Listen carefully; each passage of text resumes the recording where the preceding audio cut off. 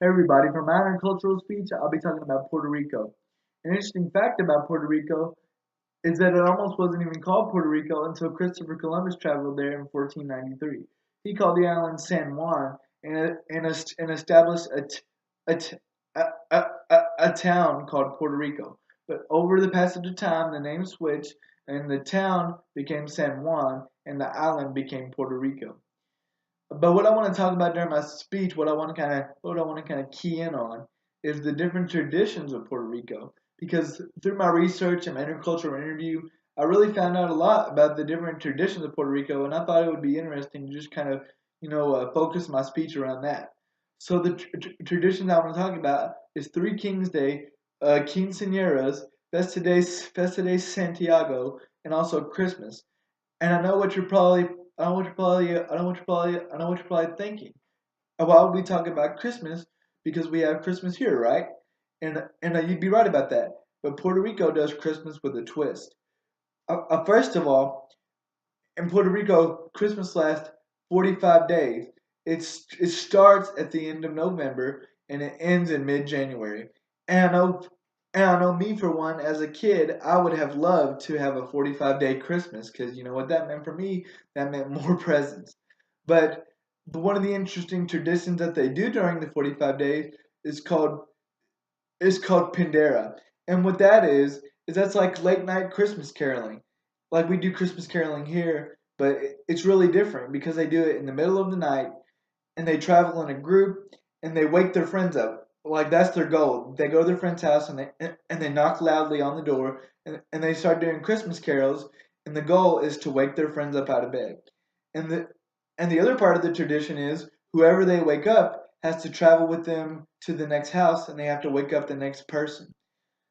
Another tradition that they do during the 45 days of Christmas is Three Kings Day. And what this is where they give honor to the three kings that brought gifts to the baby Jesus. And how they do that is basically they just redo Christmas. They have all new gifts. They have they have new decorations on the tree. They have a new dinner with their family, and they basically do just a replay of Christmas. And this happens on the very last on day of Christmas. On day 45 is when they do Three Kings Day. But the three kings aren't the only people that Puerto Rican people people give honor to. They also do Festa de Santiago, which is a really unique festival. What Festa de Santiago is it originally began as a cover up so Puerto Rican slaves could worship the god they wanted to.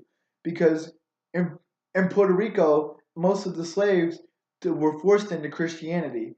So they did Festa de Santiago as a cover up so they could worship their own god, which his name was Chango. And what they did is they worshipped Saint James the Moorslayer. That way the Christians would be happy, but in reality they were worshiping their god Chango. And I thought this was interesting because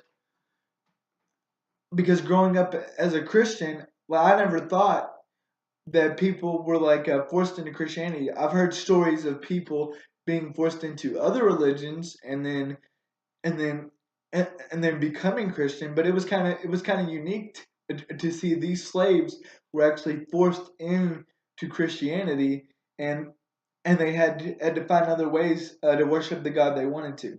An interesting fact about this festival is that it's a 9 day festival, a, a, a beginning the last week of July and ending the first week of August. And what they do during this festival is they have food, they have a parade, they wear unique clothing, and they even wear masks with horns to honor their god Chengo. And they dance in the streets and they do rituals. And I just thought that was interesting that they give honor because they were forced into Christianity. Um, but giving honor, as you can tell, is a big deal in Puerto Rico. Which brings me to my next point, which is quinceañeras. Uh, of course, I knew what a quinceañera was. I knew that it was when a girl turned 15 she had a birthday party.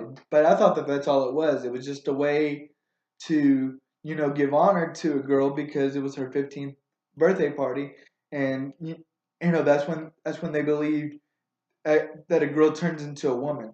But a lot more goes into it than just a birthday. A quinceañera is basically a passing of the torch. When a girl turns 15 in Puerto Rico, what they do is they take the girl away from her family, and she has to learn the traditions of her culture and her family history before she can return. And when she returns, they throw a big party that she's dressed in white. But it's more than just a party.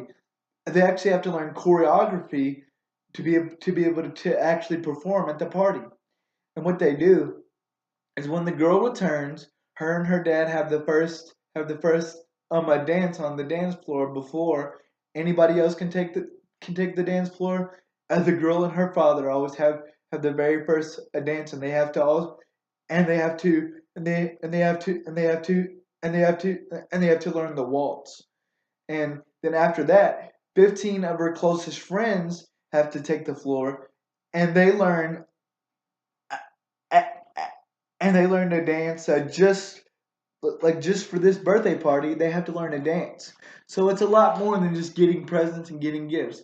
It is the tradition of passing the torch of womanhood over to the next woman of the family, and it's a big deal for them. But my next point is that uh, I, uh, that all these traditions, no matter if you agree with them or you don't agree with them, all of them have things in common, which is love, togetherness, and just to have fun. And I think that the U.S. could take a lot of tips, from Puerto Rico. I definitely learned a lot, and it was really eye opening to know how much I didn't really know about the culture.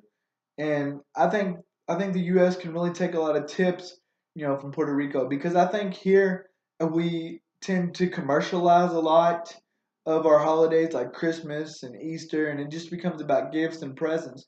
But in Puerto Rico, it's way more than that. I mean, they might exchange gifts and exchange presents, but it's about family. It's about coming together. And when they have a birthday or Christmas, they never do it halfway. It's always if you can notice, it's always like 10 days, 3 days, 45 days. They turn it into an event. And I think that's really cool because here in the US, it's become more about what we can get than what we can give. And I think if we learn to make our holidays about coming together, about about loving one another, I think I, I think that'll make the US a much better place.